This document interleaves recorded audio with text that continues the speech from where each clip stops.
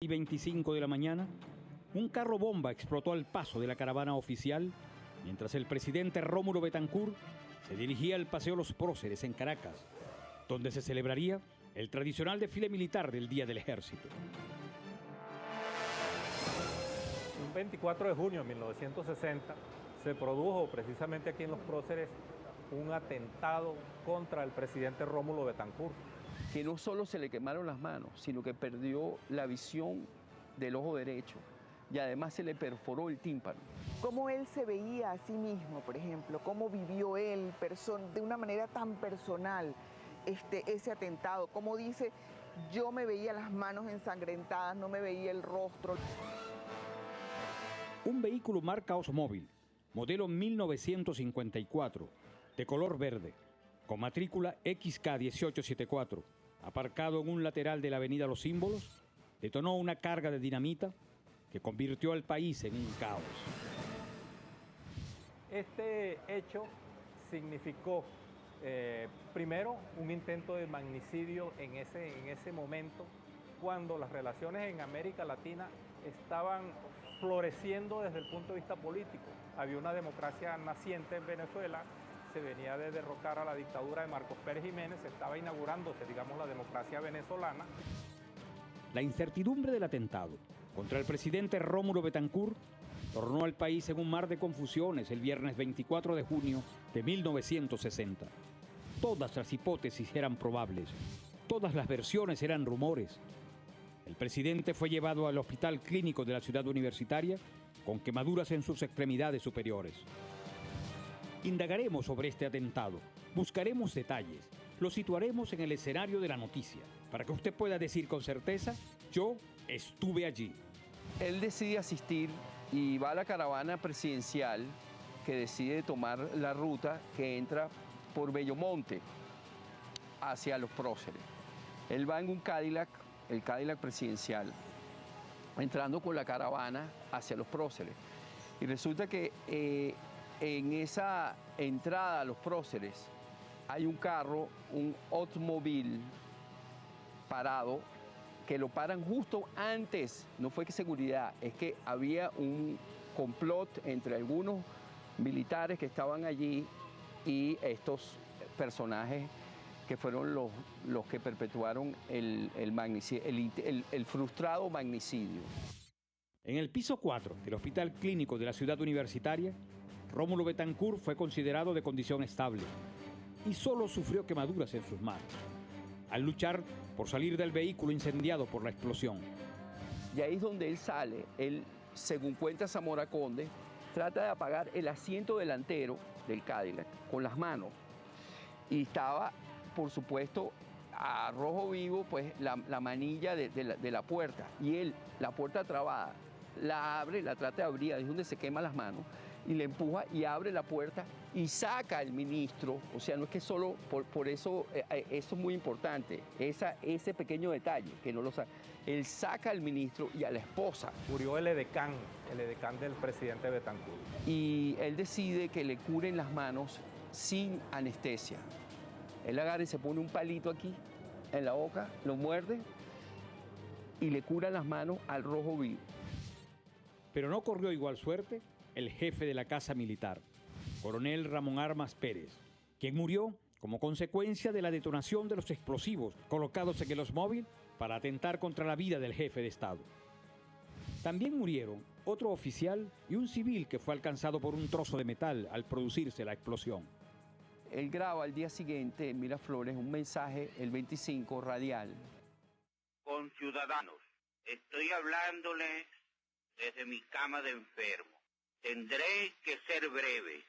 Entre las heridas leves que recibí ayer, una fue una quemadura en el labio inferior que me dificulta la modulación de las palabras.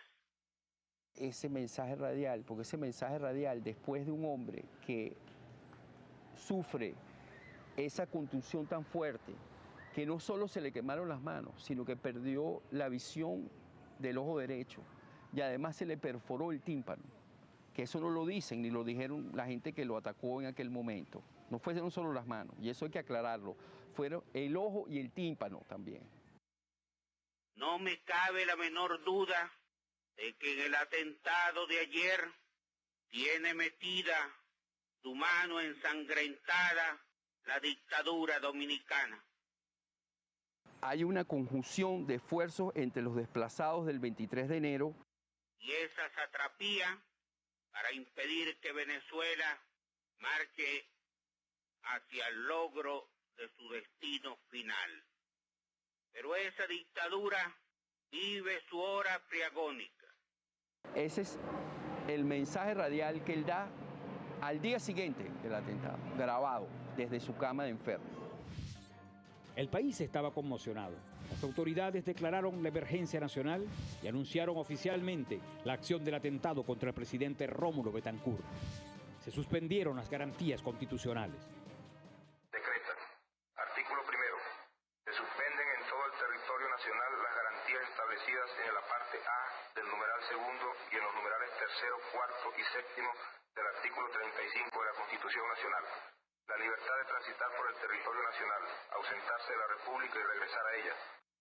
Las primeras investigaciones señalan la presencia sospechosa de un hombre cerca del lugar de la explosión, que sería el que detonó el percutor de la carga de dinamita que se encontraba en el carro estacionado. Su nombre, Luis Cabrera Cifuentes, de profesión radiotécnico, quien a la señal de uno de sus secuaces detonaría el percutor. Se le busca en todo el país.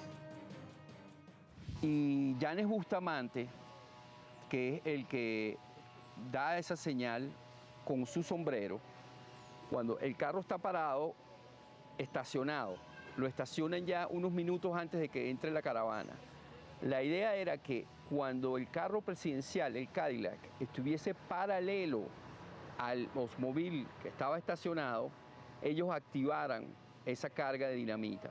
Yanes Bustamante se quita el sombrero un poquito antes, da la señal. Entonces, esa carga de la dinamita expansiva agarra la parte delantera del automóvil solamente, no la parte trasera. Pero ¿quién estaba detrás del atentado? ¿Quién tuvo los motivos y la oportunidad? La versión oficial solo dio cuenta del suceso, pero la Policía Técnica Judicial se encargaría de las investigaciones junto a otros cuerpos de seguridad del Estado, apoyados incluso por órganos policiales del extranjero que se sumaron a las pesquisas.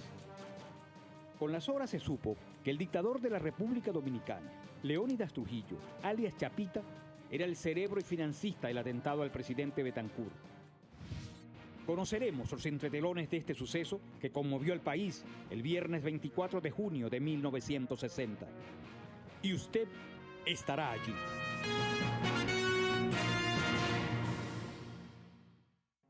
Todas las miradas del país estaban puestas en el Hospital Clínico de la Ciudad Universitaria de Caracas, de donde el presidente Betancourt salió esa misma noche hacia Miraflores, con un parte médico satisfactorio para ponerse al frente de las investigaciones, con la versión de que Leónidas Trujillo, el dictador dominicano, era el cerebro del atentado.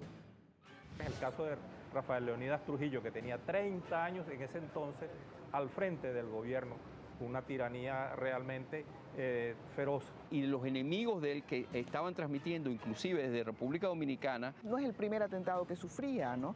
En 1950, en La Habana, él sufre un atentado detrás del cual también había estado Chapita Trujillo, junto con elementos del perejimenismo que también participaron en el atentado del 60.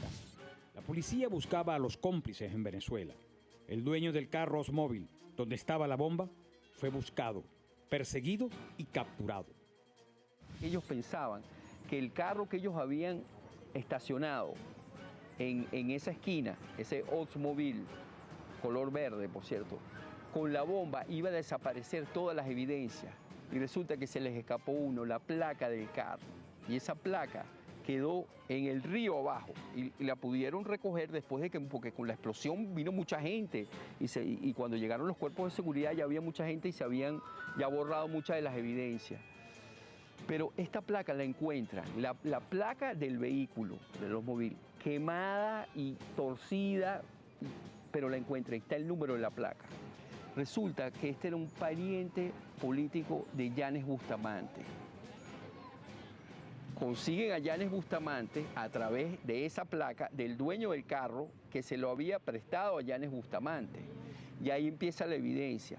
Y por ahí van al apartamento de Yanes Bustamante. Y en el apartamento de Yanes Bustamante, lo que encuentran son unas fotografías de una explosión de un carro que se voltea de un ensayo que hicieron en República Dominicana. En pocas horas fueron apresados los demás cómplices, revelándose que estaba comprometido el capitán de navío retirado Eduardo Morales Luengo, su hermano el capitán de corbeta Ángel Morales Luengo, quienes habían traído desde Santo Domingo la bomba y todos los implementos para realizar el atentado contra el presidente Betancur durante el desfile militar del 24 de junio de 1960. Las investigaciones avanzaban. La Policía Técnica Judicial determinó que fue una carga de dinamita lo que produjo la explosión y se supo que el atentado fue planificado en Madrid, España, en la casa de un venezolano.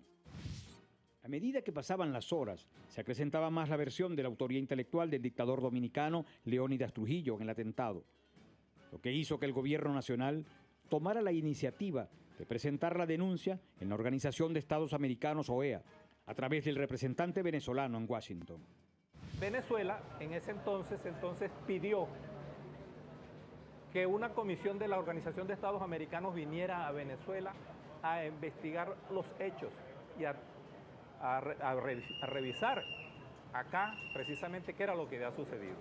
La OEA emitió una declaración donde condenaba el magnicidio y condenaba la dictadura de Trujillo. Desde el punto de vista internacional, las repercusiones que tuvo esto. En primer lugar, se dio paso a lo que después posteriormente se empezó a llamar la doctrina Betancur, que era una especie de condena a todos los gobiernos que no fueran electos democráticamente. Para Rómulo tuvo la consecuencia de que la democracia es un asunto que hay que vigilar, y así lo dice expresamente. La democracia requiere de la vigilancia permanente.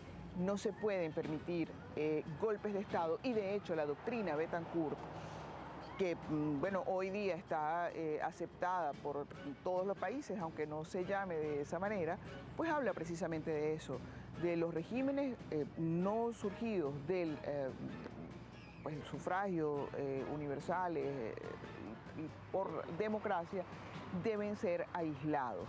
Primero porque se trató por la vía del magnicidio, por la vía de una acción terrorista, derrocar a un gobierno legítimamente electo como fue el del presidente Rómulo Betancur. El magnicidio indudablemente que fue condenado por todas las fuerzas políticas, tanto internas venezolanas como a nivel internacional. Había mucha tensión en el país, demasiados rumores, se había atentado contra el presidente. La lucha de Venezuela sería en la OEA. Buscaremos más detalles de esta noticia y usted estará allí. El dictador dominicano Leónidas Trujillo fue denunciado ante la OEA como el cabecilla del atentado al presidente Rómulo Betancur. Con el país aún en suspenso y a la expectativa, se solicitó una reunión de consulta de cancilleres. Entonces, se decidió aplicar severas sanciones al gobierno de Santo Domingo, mediante el retiro de todas las representaciones diplomáticas y consulares de los países miembros de la OEA. Más tarde también se impuso un boicot comercial por consenso. El atentado al presidente Rómulo Betancur recibió el rechazo unánime de todas las esferas del país, de todas las instancias internacionales y de muchas naciones del mundo. Hubo más revelaciones sobre la participación del dictador dominicano Leónidas Trujillo en la conspiración contra el presidente Betancur. Se habían entregado $100,000 al hombre que sirvió de enlace con los autores del atentado el viernes 24 de junio. Y se estableció que ese mismo día, horas antes del suceso en Los Próceres, ya algunas emisoras dominicanas difundían la muerte del mandatario venezolano. Ellos bajan a Macuto y ahí se dan cuenta a través de la noticia que había fracasado, porque Betancur sobrevivió el atentado. Por eso que te digo que es un magnicidio frustrado.